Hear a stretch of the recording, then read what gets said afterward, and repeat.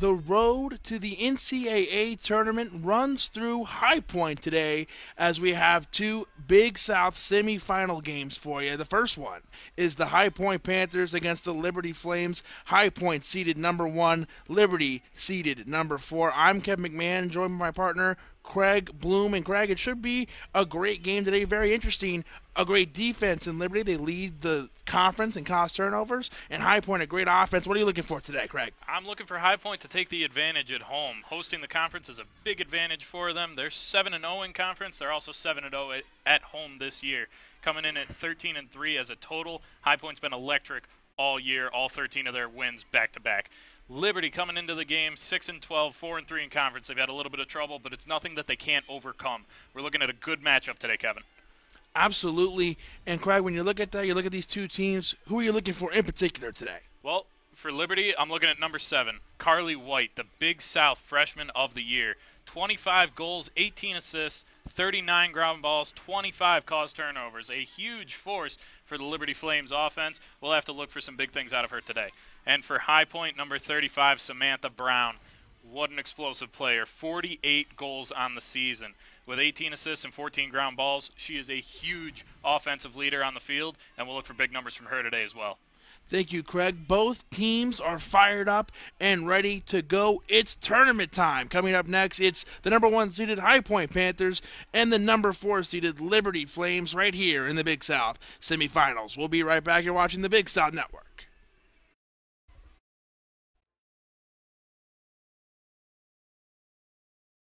The starting lineup tonight for the High Point Panthers is Kayla Keys, Haley Hatfield, Kat Harris, Shane Morgan, and Emma Backrath.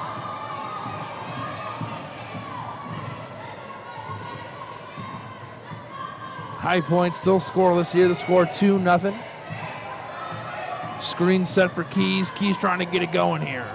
Hatfield, she's deadly from the outside. Couldn't hit there. She's a great three-point shooter, Lucas, but couldn't get it to hit right there. The Bucks can't get the jumper to go in the key. High Point ball. That was Keisha Jackson on the shot.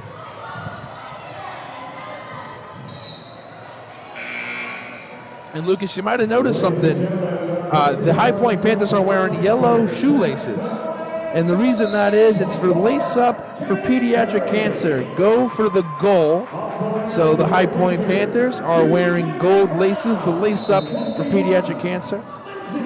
It's such a great cause. I'm happy for our players. Absolutely. Cameron Brown into the game. The sensational freshman point guard for the High Point Panthers. Lindsay Edwards and Kennedy Curry into this one. This is Kennedy Curry's 4th game back. She was out, but now she's back and healthy. Emma Backrath in the corner. Can't get it to go. Kennedy fighting for it. Backrath ties it up. Jump ball. Great hustle there by Emma Backrath to not only follow her shot, but also cause the jump ball. They executed the play well. They gave her an open 3. Absolutely. It's going to be Buccaneer ball. The possession arrow will now be in the favor of the High Point Panthers the next time around. Big screen. See the ball and take the ball away. Sam Brown, and I thought, yes, it is a goal. Bounced off the pole there, but it did hit the net first, went over the line. Count it, 7-2. And that's a quick 3 goals for Samantha Brown.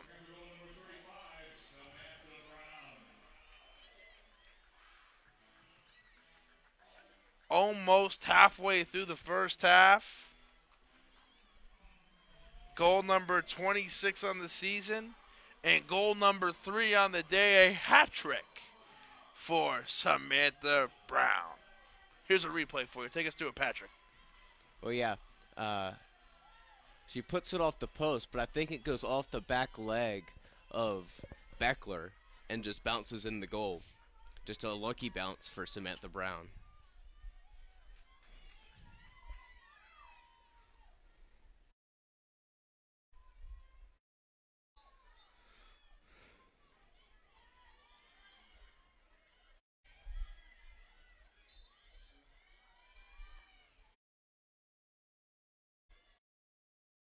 So it's Campbell ball. So now back to James Davis of Davidson. He'll have one more chance. finished 7th in the A10 Indoor Championships earlier this year. James Davis trying to keep his day alive here. Davis hitting the bar.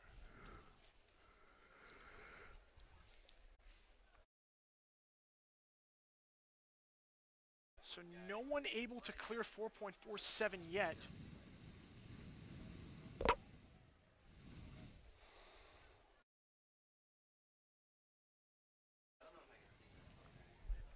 Gonna go back to Carter Clasper. Replay here for you.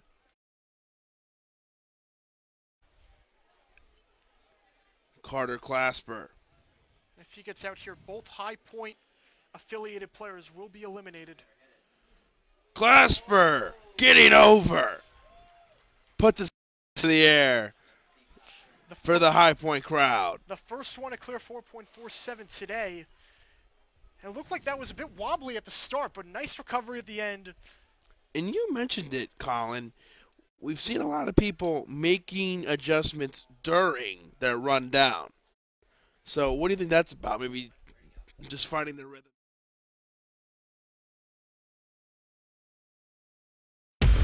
You work hard and play harder. Water can't give you back what you lose. H Plus Sport has what you need. Natural electrolytes from plants, not chemicals. H Plus Sport isn't made in a lab. Too much sugar dehydrates you and robs your energy when you need it most. H Plus Sport only has 5 grams.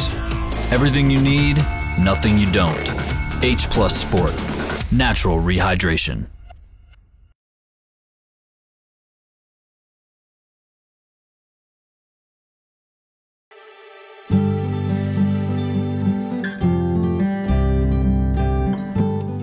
I was born in Buffalo, New York, and so I grew up an avid snow shoveler rather than earthman. Really, the main thing with farming is ignoring the weather or being conscious of the weather, but you have to be strong-willed and determined to do whatever it is you have to do in spite of the weather.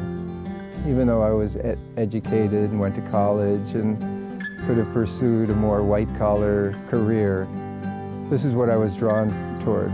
Even when I was in college, I used to go around when I'd have potatoes or onions sprouting. I'd take them around campus and make little holes with a stick and plant them just so I could watch them grow. So I had some instinctive thing that I didn't realize at the time. And then after college, I moved out to California. We have one farm in Ojai where we've been since 1998, and that is really an urban farm. We are in the city limits, and you would never even know that it was here. Once you're out on the farm, you just feel like you're in some rural area. Within the first season, really, we had surpluses of cherry tomatoes and some culinary herbs that we had growing. And so we went to the co-op and said, oh, we've got these cherry tomatoes. You want to buy any? And they bought them. And I went, whoa. And then over the years, we planted a little more. And then in 1978, somebody started a farmer's market in Santa Barbara, the first one. And so we started selling at the market, just the surplus from the garden. And in about 1983, BD came through the back door. And he'd been living out in Isla Vista and farming on a very small scale, as I understand it, just for his own consumption. And he had a little extra, and so I was able to buy his little extra. And that's how we started. And I know that he's gone on and expanded his farm hugely. And we're still here, and we're still buying from BD and a few other farmers too, but he's one of my principal suppliers. We grow about 100 different herbs, vegetables, flowers, fruits, and we sell mostly at the farmers market, and also we sell to caterers, schools, restaurants. We try not to do any shipping, and we try to keep it all local. We have a really good relationship with the restaurants. The The Tuesday afternoon and Saturday morning markets are both downtown within walking distance of, 100 restaurants. And many of them come to the market rather than buying food from distributors. Eating local is the way we should be eating. The farmers market here allows us to have a product from, say, 70 miles, 50 miles, from, say, local. We get these extremely fresh products from right down the street, and, we're serving our local customers our local product. We buy organic at Julienne because it tastes better and because we appreciate the relationship that has been developed from farmer to restaurant. The quality of the produce that you can find, the freshness of the produce that you can find, the variety, and the care that goes into producing it. Huge factors. So, it's freshness, it's flavor. It's just a much better product. It really is. This is the era of California cuisine, which is buying what's local and in season. And so they're part of this whole renaissance of eating that involves purchasing your produce from the locals. And rather than trying to have a fixed menu, you work with what's happening at that season. Farmers market is important to the community, not just because as a food source, but as a meeting point for the community members to see each other and build relationships. So that's half of it. Half of it does come around the food, but it's nice to get to know each other. Oh yeah, I love what I do. I feel like I'm the luckiest person in the world, tied for luckiest. A lot of lucky people. And to be able to do what you feel is your calling, I just evolved into this. I was drawn into it, so it must have been what I was meant to do.